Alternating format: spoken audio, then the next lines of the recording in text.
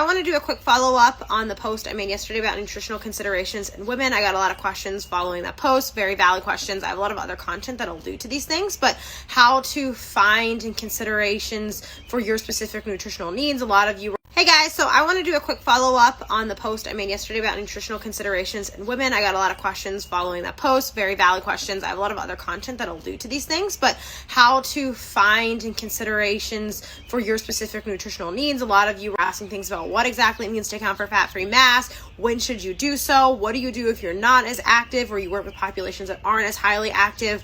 What about those who are on birth control, things like that? So I wanted to add more context and clarity to those things.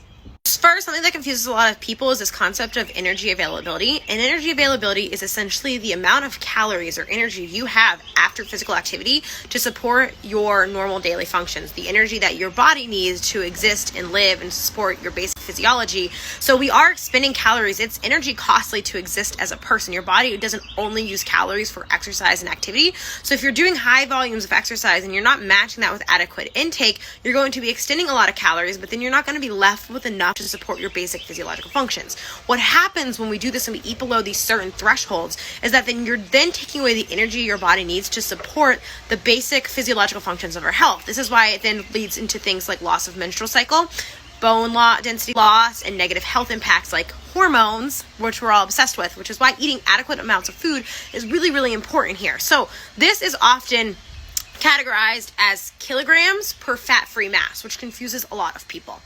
It's just a fancy way of saying for every kilogram of fat-free mass, so that's all of the tissue in your body that is not adipose tissue, so your muscles, bones, connective tissue, everything else that isn't fat, for every kilogram of that on your body, you need a certain amount of calories to support it and its healthy function. So this usually is established about 40 to 45 grams per kilogram of fat-free mass per day, which can seem confusing, but you also have to remember that we have body weight above that. So that doesn't mean that that's the amount of calories you need to eat every day, but that's the minimum amount you need to support energy availability. So this can be confusing because a lot of people are like, well, then how do I know what to eat?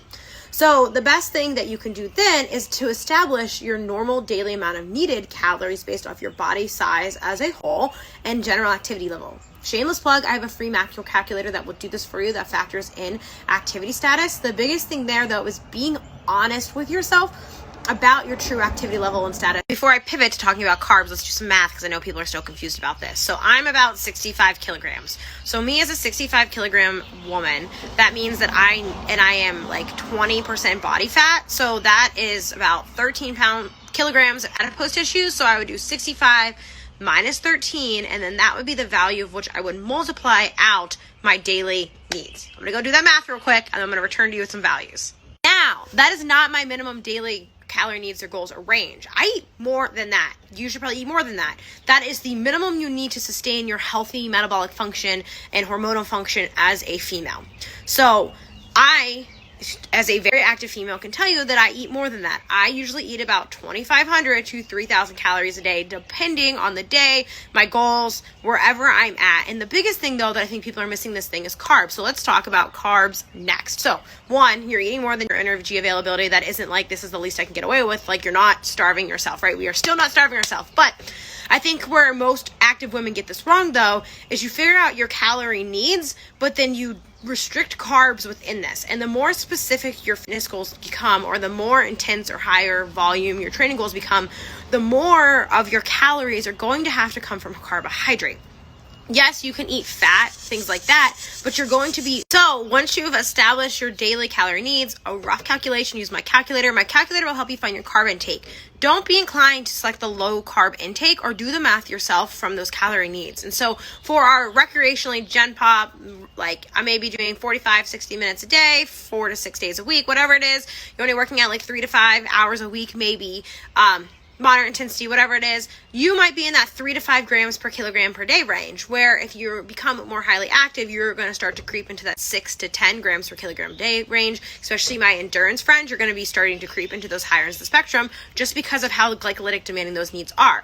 So after you figure out your calorie intake, figure out your carb intake. So figure out how many carbs you need to sustain your daily physical activity. You can do this before or after protein. Protein is going to stay pretty congruent. I have a post on protein needs for women but really it's pretty standard across all people. Find a target that makes the most sense for you. And I'd say protein stays pretty consistent. It can go up or down, but for most women, especially if you refer to the post that I've been talking about this entire time, women tend to need more protein. One, especially in the second half of the menstrual cycles, we have higher protein catabolism. It's more protein breaking down. Women generally tend to undereat protein to begin with, and protein is very supportive of muscle health. So it's really important. And really the established range is about 1.6 to 2 grams per kilogram per day, or maybe in that 0.8 to 1 gram per pound of body weight that you typically see floating around.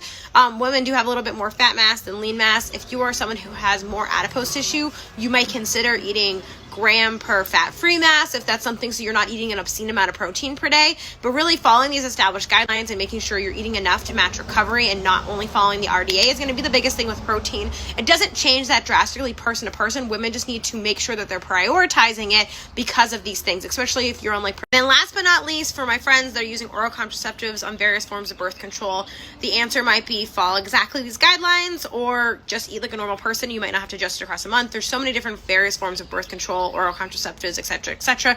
If you're on a pill, you might notice that you kind of like are almost in a perma reflection hormonal state of like a lower hormonal time because of the pill. It's going to be more controlled across the month, so you might just be able to eat consistently, maybe adjusting on your sugar pill week because you might have slightly elevated levels of hormones. If you're on a progesterone based oral contraceptive, you might want to really emphasize your protein because progesterone is the hormone itself that is the one that's encouraging more protein breakdown. It's more catabolic. So just prioritizing these things, but as a whole, these recommendations aren't so starkly different that if you're using an oral contraceptive, if you're on a birth control modality, you should still be eating adequate calories. You should still be eating enough carbs to support your activity level, and you should still be eating enough protein for recovery, maybe bumping that. If you still have questions and you're curious about things about adjusting nutrition across the cycle, I have a post and an IGTV on that. And then for all things supplements, I have multiple posts on protein supplements and a really thorough post on creatine that I have in my feed that you can find to help answer more questions on that.